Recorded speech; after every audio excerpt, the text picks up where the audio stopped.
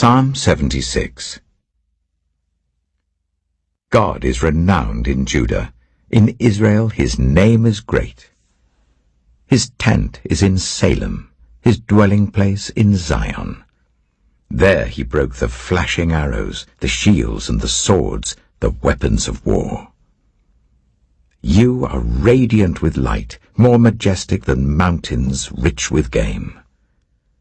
The valiant lie plundered. They sleep their last sleep. Not one of the warriors can lift his hands.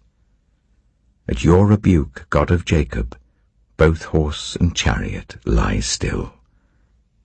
It is you alone who are to be feared. Who can stand before you when you are angry?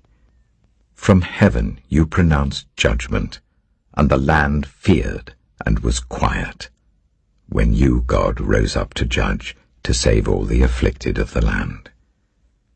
Surely your wrath against mankind brings you praise, and the survivors of your wrath are restrained. Make vows to the Lord your God and fulfill them.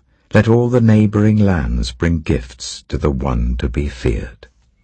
He breaks the spirit of rulers. He is feared by the kings of the earth.